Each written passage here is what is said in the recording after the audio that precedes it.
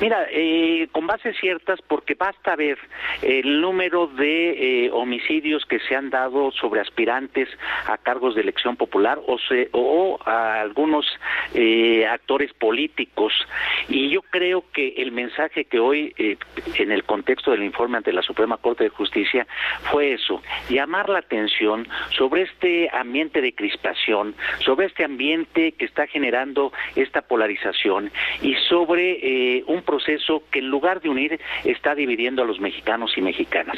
Creo que todos los sectores públicos, privados, sociales, debemos de hacer un esfuerzo por centrarnos en mirar las ideas, en discutir con argumentos, evitar las confrontaciones personales, sí la confrontación de ideas, sí la confrontación de argumentos, pero dentro de un diálogo respetuoso, con altura de miras, precisamente para centrarnos en cómo resolver los problemas de inseguridad, de violencia. La violencia, en cualquiera de sus expresiones, lo único que genera es violencia. ¿Cómo podemos, a través de propuestas, a través de que la ciudadanía pueda conocer las plataformas de las y los candidatos, cómo vamos a enfrentar la corrupción y la impunidad?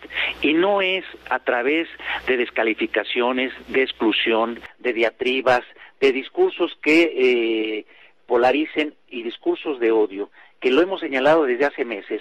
Estos discursos de odio pasan muchas veces de el lenguaje a los hechos y en nada ayudan a que mira, un ejemplo, pueda mejorar la tranquilidad. Un ejemplo de esto, Luis Raúl, hoy mismo, hace una hora y pico, fue localizado el cadáver del alcalde de Coyuca de Catalán, alcalde con licencia, candidato del PRI a una diputación para el estado de Guerrero por el distrito 17, fue ejecutado. Estábamos sacando la cuenta, estábamos comentándolo con nuestra audiencia, son ya en este momento 14 los candidatos a puestos de elección popular que han sido abatidos por la violencia criminal. Es muy grave, lo que tú dices viene muy a cuento, porque pues estas rutas no nos llevan, sino, tú lo decías hoy en la mañana con el Consejo de la Judicatura Federal y con la Suprema Corte, ¿no? Lo decías, esto nos lleva a callejones sin salida, a violencia, intolerancia y divisiones. Así es, y no podemos permitirnos los mexicanos y las mexicanas el que normalicemos, como lo dije hoy en la mañana, el horror de esto que está aconteciendo de violencia e inseguridad. Es tremendo la descomposición institucional y social, la gravedad y la extensión, lo decía yo, que estamos viendo de estos problemas que enfrentamos. Y aquí debo decirte que parte del mensaje que quisimos hoy posesionar es cómo fortalecer lo que hoy es nuestro Estado débil de derecho, cómo fortalecer a las instituciones, y el mensaje es propositivo: cumplamos la ley, recarguémonos en las instituciones, hagamos que las instituciones canalicen esas expresiones sociales y que sea la institucionalidad democrática la que se imponga y no sea la violencia la que esté imponiéndose a través de hechos tan tremendos como el que acabas de señalar, que diste a conocer hace poco más de, hace unos momentos. Luis Raúl está también en cabina contigo y con nosotros, Carlos Urdiales. Carlos, te escucha el doctor Luis Raúl González Pérez. Ombudsman, ¿cómo le va? Muy buenas tardes. Me da gusto, Carlos, saludarlo. Igualmente, por supuesto. En esta lucha, digamos, electoral y en esta crispación de la que usted mencionaba ante la Suprema Corte al rendir su informe de actividades 2017, el tema de la bandera, de la defensa de los derechos humanos, politizada siempre ha estado, pero hoy corre un grave riesgo, y es pregunta: ¿cabe el riesgo de que se partidice, de que se empleen el caso Ayotzinapa y otros para pegarle a tal o cual candidato? Y esto también, pues de suyo, es grave. Es gravísimo que se banalice el discurso de derechos humanos sin auténticos compromisos por su respeto y por su defensa. No importan aquí las ideologías o las religiones, no importan las orientaciones de cualquier índole, lo que importan es lo que hemos suscrito en los tratados internacionales y los valores que nos hemos dado en la Constitución General de la República.